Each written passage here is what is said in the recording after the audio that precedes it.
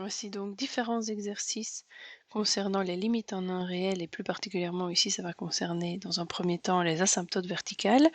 Pour le premier exercice, on vous demande de prouver que la fonction possède une asymptote verticale en x égale moins 2. Bon, on sait que on commence toujours par vérifier les conditions d'existence, donc dans ce cas-ci 2x carré moins 8 doit être différent de 0, x carré doit être différent de 8 demi, donc de 4.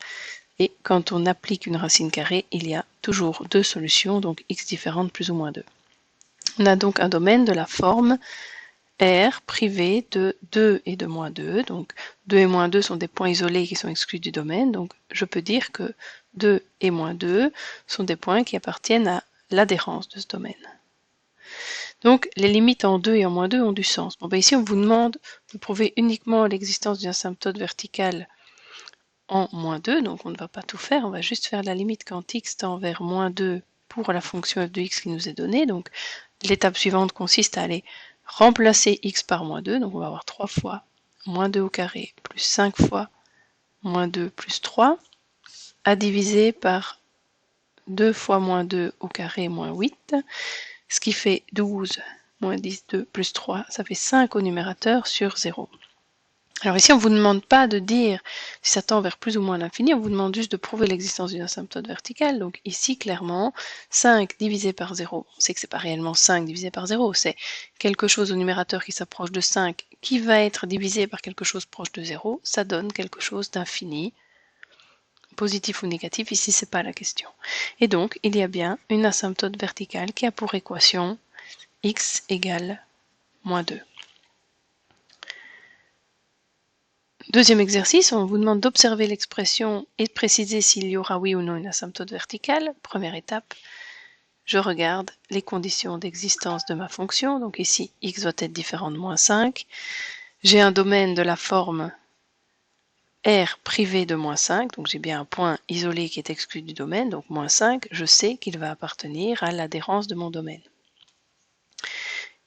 Ça a donc du sens de calculer la limite quand x tend vers moins 5 pour la fonction f de x qu'on nous a fournie.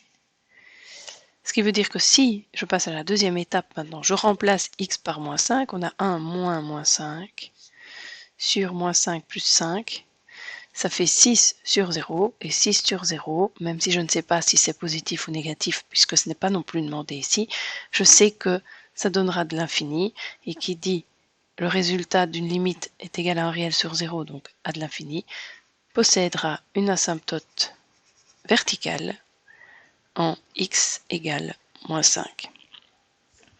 Dans le deuxième énoncé, même chose, je commence par établir la condition d'existence, donc x carré plus 1 doit être différent de 0, x carré doit être différent de moins 1. Eh bien, ici, c'est un petit peu particulier, puisqu'un carré, on sait que c'est positif ou nul éventuellement, mais moins 1, en tout cas, on est sûr d'une chose, c'est négatif. Et ici, on vous parle d'une condition d'existence, où on vous dit que quelque chose de positif ou nul doit être différent de moins 1. Eh bien, c'est tout simplement toujours vrai comme condition d'existence. Ça veut dire qu'il n'y aura pas de point à rejeter du domaine. Le domaine de notre fonction, c'est l'ensemble des réels. Et à partir du moment où il n'y a pas de point à rejeter, il n'y aura pas de point qu'on appelle particulier, donc il n'y aura pas de limite particulière à calculer, si ce n'est des images. Et donc, si le domaine c'est R, il n'y aura tout simplement pas d'asymptote verticale. Sur base de tout ce qu'on vient de faire, le troisième exercice vous demande là au contraire d'inventer l'expression analytique d'une fonction qui posséderait alors les asymptotes en x égale moins 2 et en x égale 1, comme précisé ici. Alors là, on fait le cheminement inverse. S'il y a des asymptotes en moins 2 et en 1, ça veut dire que vous avez comme condition d'existence que x doit être différent de moins 2 et que x doit être différent de 1. Ce qui veut dire qu'au dénominateur, vous aviez quelque chose de la forme x plus 2 qui devait être différent de 0 et x moins 1 qui devait également être différent de 0. Je chemine dans l'autre sens.